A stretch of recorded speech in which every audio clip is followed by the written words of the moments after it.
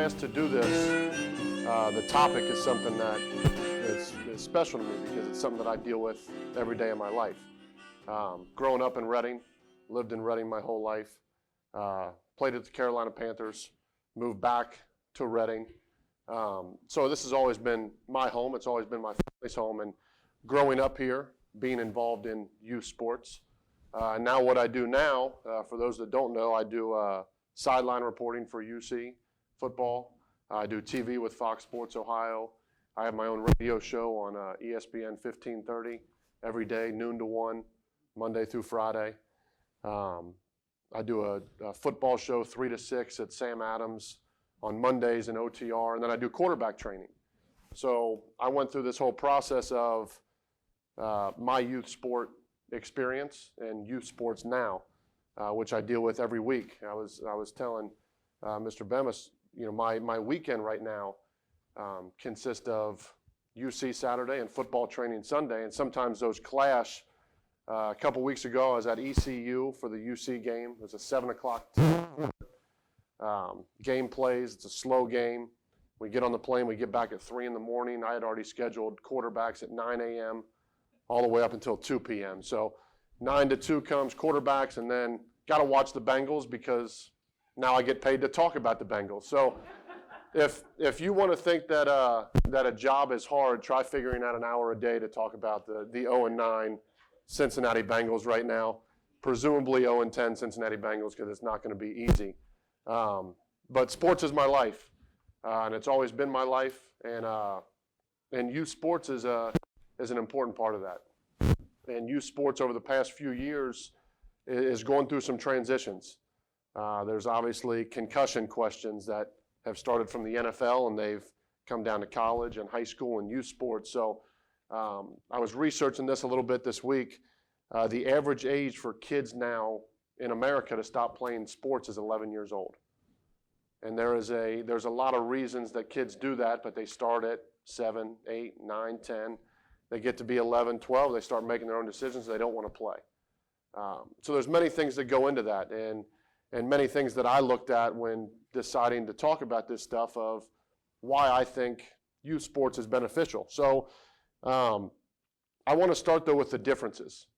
The differences, I'm 33 now, the differences when I played youth sports, you go back 30 years of youth sports, and you talk about youth sports today, there's 15 differences. And it was alarming to go back and look at that today of just how many. And I start with youth sports, you wouldn't think, but film. Film for youth sports is now available through an app called Huddle, where basically kids can get on there. Anytime they play a game and it's filmed, they can create a highlight for themselves. They can keep this highlight running all the way through high school, and you essentially send it out to colleges to get recruited, or you send it out to high schools. So every high school has it. I remember when I was playing, if you wanted to record anything, you put it on the VCR after you recorded the game, and you got to cut up the tape yourself. So these kids growing up in sports now, whether it's Little League, junior high, high school, within an hour can have their tape out to every college country or every college coach in America. I mean, the film is so different now. So you get more opportunities in youth sports to advance yourself and get noticed. And I tell people that all the time because people ask me about, well, why do you play at Reading? You know, at Reading, you know, it's harder maybe to get recruited. You know, you're not playing with as many people as these Division I schools. And I was always simple. I grew up in Reading. I love Reading. Played with a core group at Reading. And, you know, a guy ahead of me, Deshaun Wynn, went to Florida, won national championship, played in the NFL. I was able to go to UC, played at 2 BCS games, go to the NFL. So the opportunities are there for every high school to advance. But now with the advancement of Huddle, kids can go to smaller schools and get noticed just as much as bigger schools. Because when I was playing, if a college coach is recruiting higher division schools, now I can get my film to anybody. So we have film right away. The biggest difference now, and we've talked about this a little bit before, is the amount of time that kids spend playing sports. I grew up, and when I got home from school, until it got dark out, I was out with my friends playing some type of sport in the street, at the park, at the gym, whatever. We got together and we played sports. Today, and I shared the story, I used to play at Hilltop Park basketball all the time in the summer. And I would go there, and guys from Moeller would be there, and we'd play, and there'd be 100 people up there on a Thursday night in the summer. You drive by that now in the summer, there's maybe 2 or 3 kids shooting basketball. Because now what do kids have? Kids have video games, and they have cell phones, and they have tablets, and they have computers. So immediately, every kid in youth sports now goes to practice in an organized setting, and that's it. Maybe they do some recess, but there's no more, hey, I'm getting home, hey, Mom, hey, Dad, see you later, I'll be back at dark, I'll be back for dinner, because there's too many opportunities for kids now with the advancements of social media, which I think is toxic in a lot of ways, to different avenues. So that's different. What I'm involved in, training, is different. I didn't know what a quarterback coach was when I played and I was in Little League. I had no idea. The training I did was getting together with my buddies and playing 2-on-2 and trying to get better and be better than him. Nowadays, there is specialized training, and when I tell you this, there's specialized training for everything. If you want to be a kicker, you can get specialized training from the time you're 7 years old up until high school. If you want to do basketball, specialized training all year round. What I do, football, I do quarterback-specific stuff. I got 28 kids, some that drive from Lawrenceburg on Sundays, some that drive from Northern Kentucky. Last year I had a kid that drives from Cleveland. So ideally I started junior high because I think that's a good opportunity to mold and these kids don't get into bad habits, and then I go all the way up. But I've had parents of 7-year-olds and parents of 9-year-olds, which to me is a little early for the specialized training, because that goes back to why we see that number of 11-year-olds stop playing sports. Because for 2 years, 3 years, they're just engulfed with, well, you got to go see your personal trainer tonight, and then you got to go see your quarterback coach the next night, and then you got to go see your speed, quickness, agility trainer the next night. So these kids are being pushed in ways that it's not natural.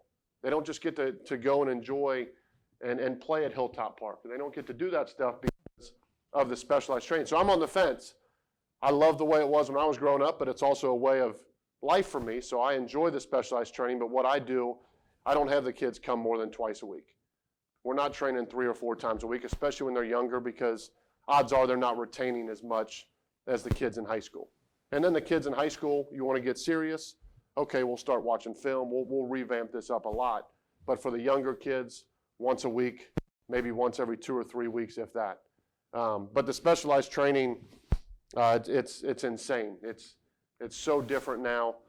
I have a sister that is a senior playing volleyball, and there's volleyball training every night of the week. Speed, quickness, agility, working on your vertical, working on your strength, working on your spiking. It's a market that is everywhere now, and parents more so are driving this. You get to high school, kids want to be there, kids want to get better. Anything less than that, that's being driven by someone at home that wants their child to have an opportunity to do that. So I'm on the fence with it because I enjoy training. You just can't overdo it. And like you said, you can't just engulf these kids with that, because then they turn away from sports. So that's a huge then versus now. You can go down the list of, I mean, you watch college football now, every team has 15 different uniforms. Growing up when I played, 1 uniform, you better have it clean, you better have it washed. Now these little leagues have 15 uniforms. Equipment, we all shared equipment. I remember a guy would be coming in from home plate, I'd have to borrow his helmet. I'd have to use his bat. Nowadays, these kids, they have everything. They have personalized bats, personalized equipment, personalized gloves, everything. So much has changed with, again, I take it back to social media, because these kids see their favorite athlete and what they're doing, and they want to wear Steph Curry shoes, and they want to wear, Mike Trout gear and all this different stuff in sports. So huge different there.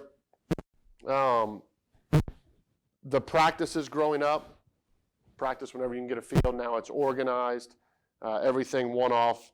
That hurts for baseball, and this ended up hurting my career. Growing up, there was no such thing as a count. There was no such thing as a, hey, you're gonna pitch 5 innings today, and then tomorrow you're going to come back and we need you to pitch again. Can't do that anymore. Now the rules come in and said, hey, if you throw this many pitches, you can't pitch again for 5 days. And that's because all these advancements now in the medical field of seeing these guys get to college and pros, and everyone's having Tommy John surgery. Now you can't do that. A couple of years late because the end of my career was due to permanent nerve damage in the elbow. Ended up having 2 surgeries on the ulnar nerve, and it was basically just years and years of use. A little bit, but I mean, mine was played basketball, played baseball, pitched all the time, played travel baseball, played football, and it was just years and years of every different throwing motion. And again, you don't have the personalized training, so maybe you're creating bad habits, and it just wears on you over time. So that's a lot different now. Now there's so much more information in the medical side of stuff. You don't have the information from back then. So another huge difference. And then the last 2, and I know that the feelings are impartial on this. When I was growing up, you got a trophy, or you got a medal, or you got a championship if you came in first place, or if you came runner-up. Nowadays, it is the reward everyone type of mentality. You get a medal for participating, you get a trophy because you were on a team, and I think that translates to making it tough on these kids as they get older, because they never have to deal and face adversity, and they never have to. I mean, I remember I'd come home not getting a trophy and not winning, and I was mad. And that anger fuels you to, okay, I'm going to go out and shoot more jump shots. I'm going to go and throw more football. As opposed to now, everyone's rewarded for what they do. And that becomes a problem down the road. And then finally, growing up, what I remember, the coaches coached. And that's a huge point, and I'll get to it later with coaching. But youth sports for me, coaches coached, parents sat in the outfield, watched the game, and enjoy the game. You go to a game now, whatever level you go to, high school, college, junior high, little league, a lot of the parents in the stands think that they are the coaches as well. So there's yelling, there's anger, there's a hostility towards the coach from a parent, and that is translated, and the kid picks up on that. So coaching is different, but those are, I mean, you go down the list, there's a lot of differences of just 15, 20 years ago in sports than there is now. And again, when you go back to the point of looking at 11, 12-year-olds is when kids are stopped playing sports now, you're looking at a lot of problems down the road, health-wise. We look at childhood obesity stuff. We look at the bad habits of eating, bad habits of depression and things like that. A lot of that comes because you're not doing this sport, you're not playing these sports anymore. And that goes a long way with pushing these kids early and how much youth sports has changed. So, yeah.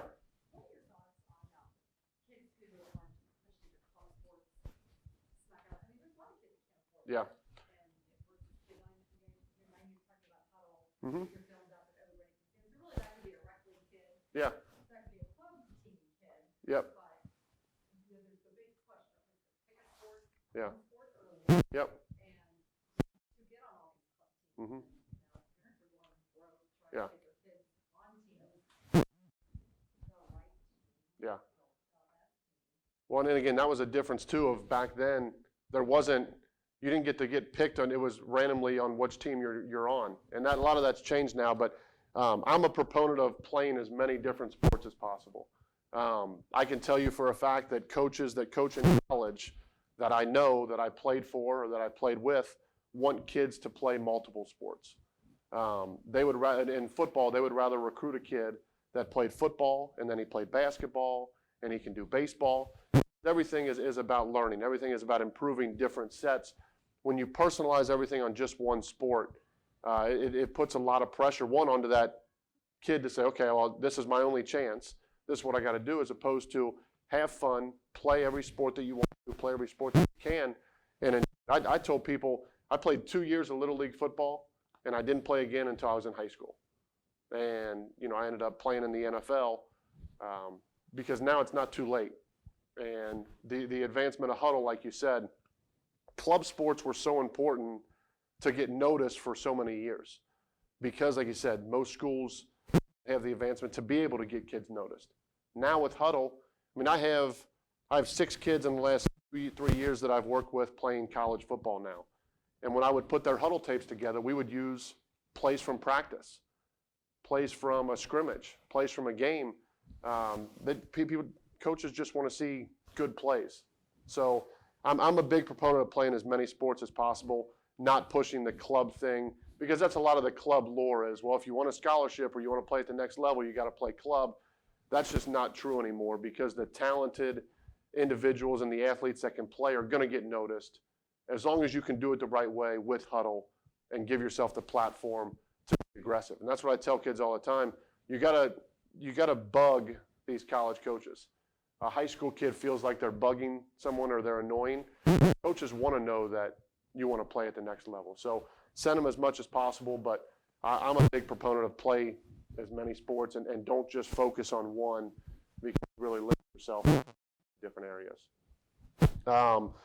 The youth sports aspect side of things, I mentioned not playing youth sports, and I mentioned you get the health problems that come along with that. To me, there's benefits in life that go outside of sports that you benefit from playing youth sports. I added some of these. A big one nowadays, and we see the fine line of kids that have low self-esteem and that struggle in different spots. Sports, especially at the youth level, is a great way to build self-esteem. It's a great way for these kids to feel good about themselves. Team setting. The big proponent of that, and I mention this all the time, coaching goes a long way in youth sports. These coaches at the youth level, it shouldn't be about we have to go undefeated. Coaching in youth sports should be teaching these kids the basics, getting them an understanding, letting them play the right, letting them play safe. I get asked all the time about concussions. Concussions can happen anywhere, but if the coach knows what they are doing in football, you can prevent that stuff, especially at the youth level. So you have a way to build self-esteem. You have a way to build relationships. Some of my best friends today aren't who I played with at UC. They're not who I played with in the NFL. They're friends I grew up with in Red that I still see every week because I build relationships, and I played 3 sports with them growing up. Played football, baseball, and basketball. I played Little League with them. Our parents would travel to games together. I played school with them, and they're my best friends still today. So you build those relationships a lifetime. These athletes with youth sport, you become better communicators. You're not just going home and sitting on a computer or sitting in front of a PlayStation and hanging by yourself. You're talking to people. You're creating relationships. You're learning the basics of communicating to different people. That's a huge part. Exercise. Everyone nowadays, you talk regular exercise, whether that's after school, going and playing, practice, games. Kids are out there doing stuff. And that's the problem that the generation is seeing now of problems in, whether it, again, obesity, depression, the anxiety, all that is related to not having the exercise. Big one for me that carries over to what I'm doing now, builds leadership skills, the ability to lead a group, the ability to learn how to lead a group, to learn from a coach, to get to a sport. Whether you have aspirations to play in high school, whether you have aspirations to play in college, whether you have aspirations to play professionally, the leadership skills start at that little league age. And you can pick that up from any sport, from any coach at any level. It teaches these kids today, what I see when I'm doing the training is respect. Kids learn how to respect coaches and other players at an early age, as opposed to if I get a kid that is just now 8th grade or a freshman and hasn't played youth sports, it's harder to understand the respect level that these kids have. So you teach respect, you teach time management, which is pretty self-explanatory on what you can do with that. And at the end of the day, it's teamwork. And teamwork we can relate to sports, teamwork we can relate to life. Whether you're at a job, whether you're on a team, whether you're leading a team, everything in life, except for a few different positions, teamwork is going to be one of the most valuable things. So youth sports brings that. It brings teamwork. It brings leadership. It can obviously, at some levels, help with school and with scholarships. And not just help with being on a team, but sports, as you grow, holds accountability. There's rules set in place that if you don't require and meet a certain GPA, then you don't play sports. So you become accountable at a small age. My sister now, she's not going to play volleyball in college, but she has a 4.2 GPA. So she's going to get athletic scholarship. So there's money out there in colleges, but a lot of that starts with the ability to use sports to start that management of, okay, I'm going to practice, but I got to get my homework done, and how that becomes. So you get that aspect. You get the insight on competition from sports. Too many times we don't know how to compete anymore. We struggle with competition, and I'm in the understanding, not just competition in sports, competition in life, whether you're competing against another guy on the other team, or you're competing against a coworker, or you're competing for a job. If you're not playing youth sports and you're not in a sports team environment, it's very hard just to randomly pick up how to understand this stuff. So the benefits to me far outweigh the risk of anything, and being coachable, by not just a coach, but maybe by your boss, maybe taking constructive criticism. And for me, one that I hold very dear to what I did is being able to bounce back from adversity. And that kind of goes hand in hand with a problem in youth sports right now with the everybody wins mentality. But a lot of my growth from what I did in my career came from bouncing back from adversity. My senior year, my first game, separated my shoulder, took a lot of my college aspirations and put those on hold. I got to UC. I sat on the bench for 3.5 years. Had to face a lot of adversity through that. Finally played, get on the field, and immediately I break my arm for the first time. So adversity hits again, come back, play with my arm broken, finish out the season, go to my senior season. I'm in a Heisman race. I'm given every opportunity in the world, re-break my arm again. So broke my arm twice in college, end up having 2 elbow surgeries after. But because of the team youth sport atmosphere, I learned from an early age that I don't like losing. And okay, I lost this. How do I bounce back from that? And the ability to bounce back from adversity, and again, in sports or in life, is one of the valuable things that I think playing youth sports gives you the opportunity to do, and to me, the most important. So you had all those things of why sports are great, not just for sports, but for life. And then I go back to, I mentioned, okay, so why, if there's all these benefits, why, if there's all these positive things, are kids quitting sports at the average age of 11 right now? And there's a couple different things, and there's a couple things to research, and these were the top things of why kids are quitting sports at younger ages now. A big one, not getting playing time. So a kid goes out for a sport, he sits on the sideline, sits on the bench, never gets. That to me goes back to youth sports is not about winning every game you play in. Youth sports is about giving everyone an opportunity. Youth sports is about improving and teaching these lessons at every level. I've never met a youth coach that comes in and brags that, oh, we're 15-2, we're 20-0, because that's not what it's about. It's about, hey, let's get these kids involved, let's get everyone playing. So the playing time's a big thing. Not having fun is obviously a big thing. And to me, that goes back to the coaching level. Play games, create fun. We, in every quarterback session, whether the kid's 7 or in college right now, with type of game, something we can have fun with. Because the second it becomes a job, and the second it doesn't become fun anymore, then the kids, whether they want to quit or already have a foot out the door. So you have to keep it fun for these kids. That's why they're walking away. Kids that are afraid to make mistakes. Again, that's correlated with parents. That's correlated with coaching. If a kid makes a mistake and he gets pulled out of the game, he's not going to want to make that mistake again, so he doesn't want to do it anymore. If a kid makes a mistake and he gets yelled at by his parents on the way home, odds are he's probably not going to want to do that again. So he walks away from it. And then the last one is that kids nowadays, they don't want to own the experience. They don't want to take everything in. And a lot of that comes from youth parents that can go over the top. So let's say a kid at his sport parent just hovers over him, everything he does. Yells at this, yells at that. This needs to be better. Well, guess what that kid can do to take any of that away? He can quit the sport, and then he can start playing video games. Because every kid that goes and starts playing video games, the parent's not looking over their shoulder. The parent's not saying, well, what are you doing here? What are you doing? Kid just has their own time. So they do whatever they want. They enjoy games on their phone. They enjoy video games. And that, to me, becomes a problem. That's why in today's society, with sports and youth sports, it's on the athletes, but it's also on the coaches, and it's also on the parents. It has to be an aspect where everyone's in the same direction. I mentioned it with the Cincinnati Bengals, and I relate a lot of the stuff to this. Everyone says the Bengals are bad right now.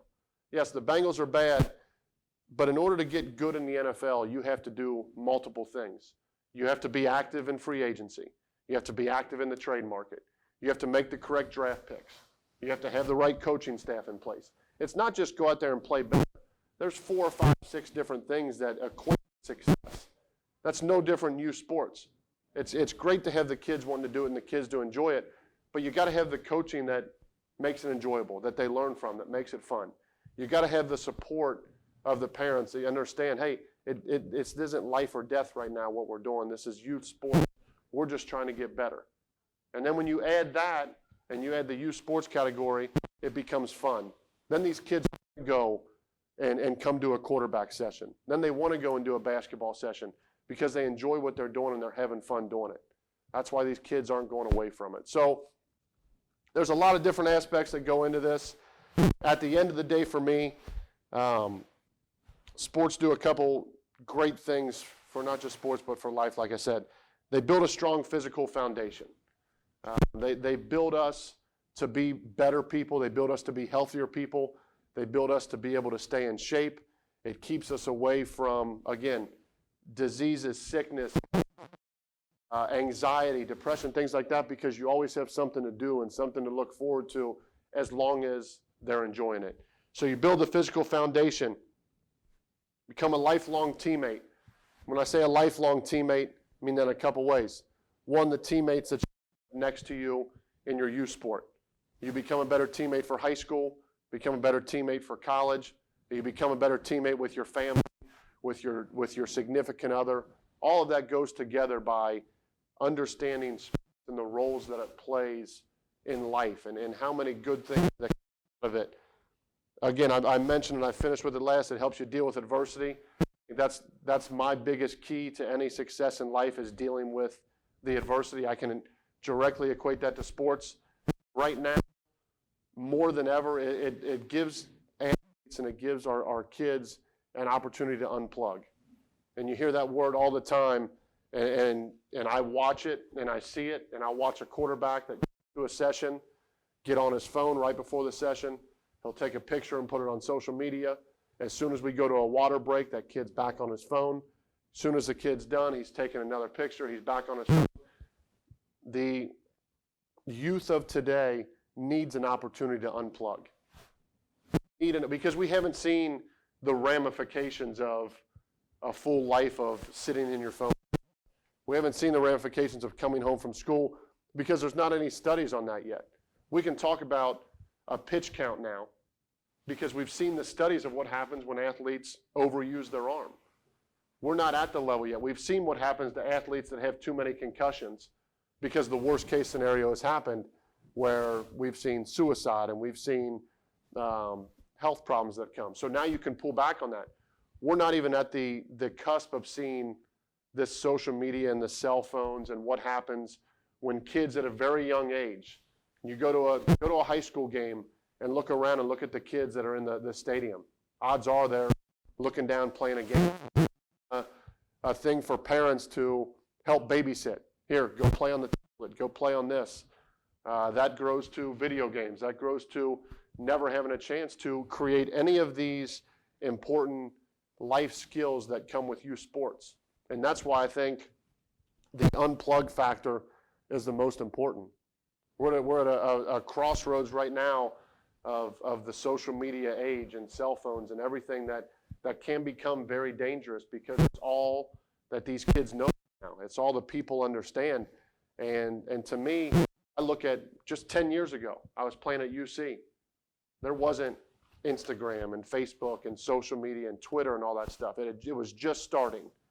Now you have high school kids with thousands of followers, and they post a picture and they see how many likes they get. And that's how they gain self-confidence. Well, how many likes can I get in this? How many likes can I get in that? We never had that, and now we're seeing it. And now you see guys in college, they're on their phone right after the game, videotaping what the coach is saying. They are, I mean, it's incredible how much that social media and this cell phone generation is going to hurt. So my biggest thing, plug. Away from that, that's what youth sports does. And finally, just, and I'll take any question.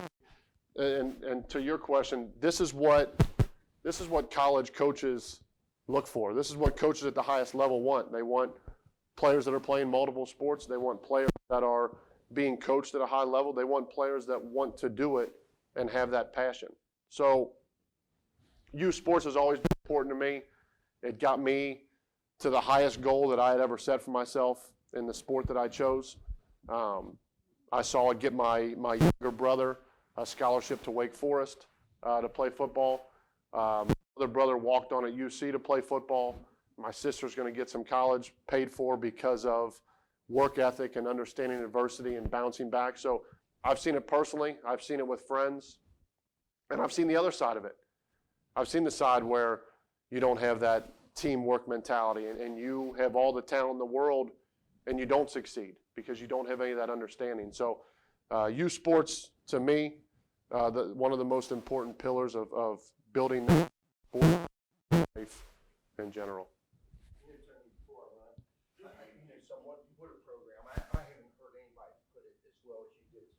Thank you. And hit the nail on the head. Because it brings a lot of things back to me. Number one, good coaching from Little League all the way up. Correct. To its weight in gold. Yep. And great organizations.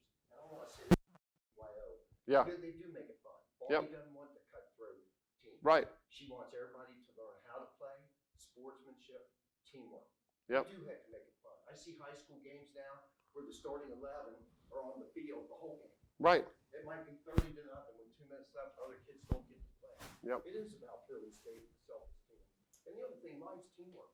You know, growing up building houses, it's teamwork. Yep. I tell my grandsons, driving, it's teamwork. Yep. Everything in the government world, it's teamwork. You can tell Yeah. the elected officials who never play on a team. Right. You know, they don't realize their role and the Yep. importance of their role and doing. But so you hit it. You did. Yeah, well, I can say personally, VYO. I mean, I was in VYO. My family was in VYO. It really is. It's an organization that is about making it fun. They do the VYO night where they turn the lights off and they run out and the kids run. I mean, you go down to that stuff and you watch these kids run through a banner and you watch their name announced. That's what youth sports is supposed to be about. But there's too many direct correlations to me with life and sports that just interact and intercept in so many ways that it can't just be a coincidence. There's a reason that the leaders and there's a reason that the people that are in powerful positions and understanding know how to work, know how to handle. I mean, think of where we're at today if every time adversity strikes, we just say, okay, I'm just going to head into my phone and go play a video game. And that's a problem. Now, and you look in college sports now, look in high school sports. How many times do you watch a sports center and you see so-and-so has entered the transfer portal? So-and-so is transferring from this school to that school. I'll tell you why they're transferring is because they don't want to have adversity and they don't want to compete. Usually it means Ohio State, for example. Ohio State has a quarterback, another one comes in. Quarterback, instead of wanting to compete, says, well, I'm just going to transfer somewhere else. Because that's the easy way out. Because they don't want to handle adversity. They don't want to have to sit on the bench for 2 or 3 years and learn the struggle and learn how to build back up to that. They want the easy way out. And I look at a kid, he plays at Indiana. His family lives in Reading. The elder Peyton Ramsey is in a situation right now at Indiana. He finished last season as the school's all-time leader in completion percentage at quarterback at Indiana in 2 years. He was setting records. And the coach came out and they gave the job to another guy. I mean, this is a kid that almost beat Ohio State, almost beat Indiana. If any other kid, any other school in the country, odds are when you have that resume and your job gets taken, you're going to transfer. Peyton took the mentality of, okay, I'm going to come in and work every day like I am still the starter. I'm going to handle the adversity, come out better. And the other quarterback, long story short, the other quarterback gets hurt. Peyton goes back, and I think 2 weeks ago won the Peyton Manning Award in college football for best quarterback of the week. So, I mean, there's a difference and there's a positive outcome. And I don't know if Peyton Ramsey will play in the NFL. I think he'll have an opportunity. But I guarantee whatever Peyton decides to do, he's a lot better equipped to succeeding in life because of being able to look at adversity and handle that. And I guarantee that if you take that and you rewind it, it's because he had a dad that was always carrying at his events. He was playing sports, brought about it the right way. Team first guy. Anyone you talk to about Peyton will say that, the team first guy. Well, that will correlate to whatever Peyton decides to do, he's going to be successful because he can be a team first guy in a sales job. He can be a team first guy in a business world. So all of that correlates to what you're saying with the success in sports and intertwining in a way. Thank you. Appreciate it.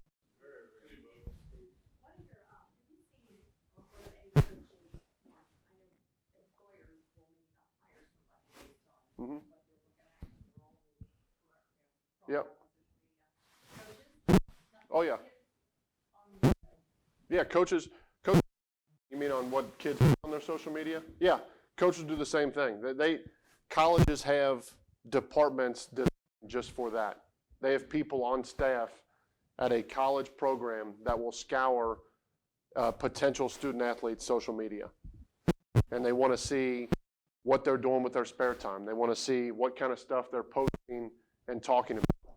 And you can either turn that into a positive when the coach looks at it, or you can turn it into a negative. And it's a really good point because we see it all the time now.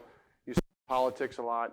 You'll see it in sports a lot. Someone gets to a high level and someone finds something that they posted 3 years ago on social media. And that comes back to haunt them in a way that it's very detrimental to their future and for what they're able to do. So, I'm very selective with what I put on my social media. And I still am because I don't know in 2 years if I'll be interviewing, I'll be doing a certain job, and they'll say, well, why'd you post this 2 years ago? So you have to look out for everything ahead because everyone's always, again, potential employer, potential boss, potential coach. They're all going to look through that stuff and do their homework because they're essentially, if you're a college coach and you're buying into an athlete for 4 or 5 years and you're giving them a scholarship, then you want to make sure that your investment's going to be the right one. Pictures of this kid partying or this kid posting, obscene stuff or stuff like that, that's going to be a red flag for some of these coaches. What kind of advice might you give a senior in high school that's played 2 sports, like one of my grandsons? Mm-hmm. Baseball, and he's speedy as all get out. Yep. And he does pitching, plays outfield, things like that. And he's starting to look at schools. Right? Mm-hmm. What kind of advice do you give a kid like that? My advice, because I have a group right now that I'm training that's doing the same thing, you have to be persistent to get yourself noticed. You can't count anymore on, well, these coaches will find me, because coaches, they don't have the time. Imagine what a coach's day is like at the next level. College football coaches, I know personally, in the week, a lot of them are getting there at 6 or 7 a.m. and they're getting home at 7 or 8 at night.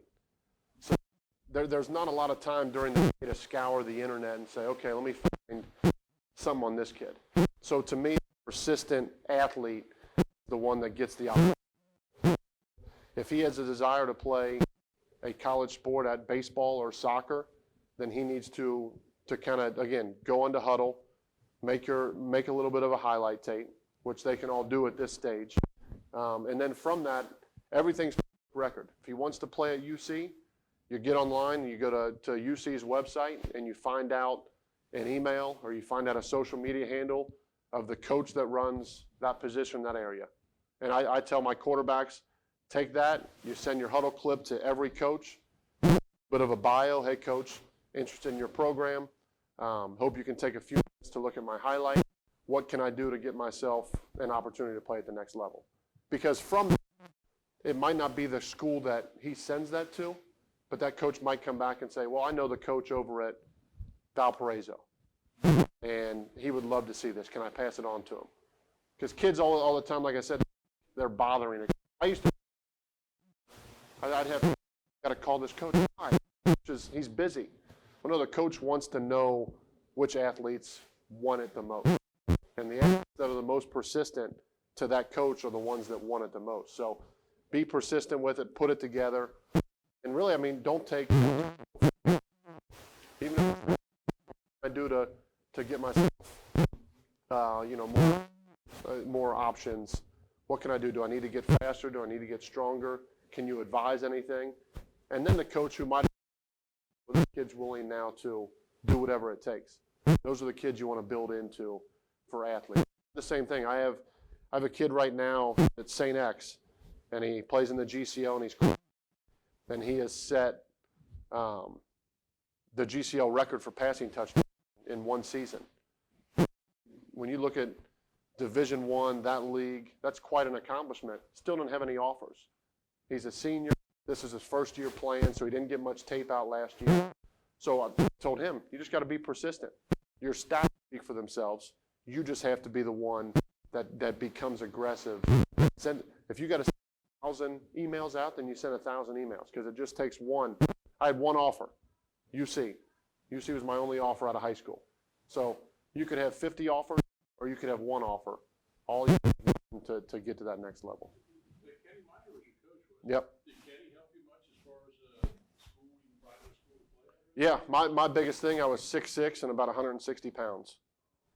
So at the time, Did they have a weight program? I was a kid, I could go eat a steak dinner and gain 5 pounds, and I would wake up and I'd lose 10. My metabolism was just so crazy. It took me, when I got to UC, I actually had to set an alarm in the middle of the night, and I would wake up and eat a sandwich and drink a nutrition shake to be able to keep weight on. So for me, at that time, it's a lot harder because things on VHS, your stuff out via VHS, and it is a 6'6". It takes the coach so much time. Now you have the opportunity, even at a school like Reading, huddle tape together, and the coach could be in between meetings and type your name in or pull your email up and watch 3 minutes of your tape. So the opportunities are out there more now than they ever have been. So like I said, I had one offer. My brother that went to Wake Forest had 23 offers. Both ended up. But my advice is it takes one. It takes one team to fall in love with what you do or appreciate your work ethic, and then you're good to go from there. Would you recommend it not get a mindset that I want to go to that school? Yep. Open it up? Yeah, you have to put it up. You still have that mindset that you're going to send it. Like when I tell kids, and I send a huddle link to the head coach, the offensive coordinator, quarterback coach, recruiting coordinator, GA. I'm sending 6 different emails out to one school. So do that to the schools that you have listed, but shut yourself down. I tell kids, go to every MAC school, look up the information and send it all out. Go to every school in the Big Ten, send it out. Because the kids that want it and the kids that want to be there and the kids that stay persistent with it are the kids that separate themselves to these coaches. Because you got to imagine a college coach looking at, a quarterback coach is looking at 15 different quarterbacks over the course of a year, if not more. So, okay, what separates me from the next guy? Well, this guy has been bugging the heck out of me. He wants to be here. He keeps asking me what's better. He wants to know what camps to go to. Other than the kid that tape, but I don't hear from him. I like his tape, but I don't know where he's going from there. So be the persistent, be the that says, hey, this is what I want to do. This is what I want to do for the next 4 years. How can I make that happen? St. X boy, is he holding himself to just Power 5? No. I believe that a St. X quarterback who's Yep. wouldn't get offers Yeah, the hardest thing is that most schools, especially in football, have their recruiting done by the kid goes into their senior year. They want to get kind of especially the Power 5 stuff. Now the MAC level schools, they kind of wait around and then pick up because a University of Ohio can't compete a Power 5 school on recruiting. See struggles. So that's when you see those offers come out more so. So for him, he was at St. X in a bad time. Liam Clifford went to Penn State, went to Wisconsin. Wyatt Hudipole played last year, went to Kentucky for baseball. So he waited his time. Again, did first, stuck it out, and now senior season against the – yep. And that's a tough thing. So when you don't have any film at all going into your senior year, that makes it a little bit tougher. So for him, the numbers – you got to think now every college football program is in season. So it's hard for them to start a recruiting cycle. Once those seasons end, once his seasons end, everything will kind of come together. He's just got to be persistent to get all that stuff out. How do these kids get into this hub? So every school has it. They have it. Yep. Okay. So, My yep. question, I didn't- So they'll have their own login. They'll have their own way to access their highlights and things like that. So there's opportunities for it. How was your mom and dad as far as encouraging you to grow up? They were great with me. Like I said, my dad played college at Kent State. He played linebacker. Is your dad Louis or? Steve. Lou was my great uncle. Yep. So I always loved baseball and basketball, and I played as much baseball and basketball as possible. I tried football in Little League, and I just wasn't a fan of football. I don't know why. Don't know what the reason was. But it was never hey, you're going to play. You have to, because I would have been miserable. I went to practice miserable. So I was like, okay, don't worry about it. If you don't want to play, then go do your basketball thing.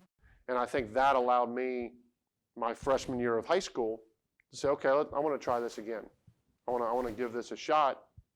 And actually, more than that, they put me at safety my first game of my freshman year. And I was 5'11" as a freshman in high school. And again, probably 95, 100 pounds. They put me at safety the first game I ever played. Running back comes, he ran me over, and his stepped on me. I had 6 stitches I had to get in my lip.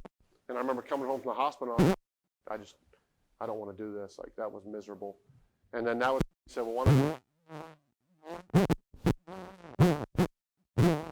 I can rest his history. We're all, is this what you want to do? Is this who you want to play for? And even the aspect, I mean, I had friends that went, we all wanted to stay and play together. And Reading offered me something that not a lot of those schools do, and that's the ability to play multiple sports. If you go to these Division I schools, it's very hard to be a 2-sport athlete. Very rarely, if ever, do you find a 3-sport athlete. I wanted to play baseball, basketball, and football. My friends played baseball, basketball, and football. Reading was that opportunity and had some success with it. Do you still keep in contact with Kenny? Yeah. Yeah, I think he's coaching the football. He's assistant now on the football team. I'll do a lot of my quarterback training down at Centennial Park here in Reading. I'll bring kids in and we'll out there train, and a lot of the football team over there doing. We still.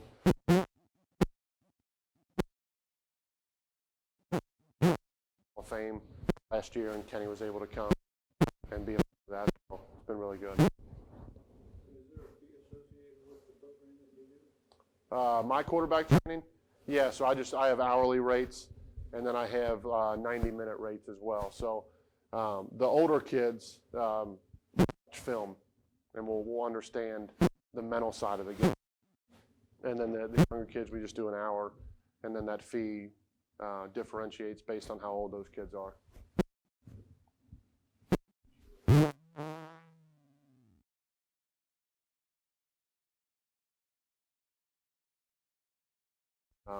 Before we got to the Elite Eight, and by 6 in the game, and I think the team that played shot like 43 free throws, and we shot 16.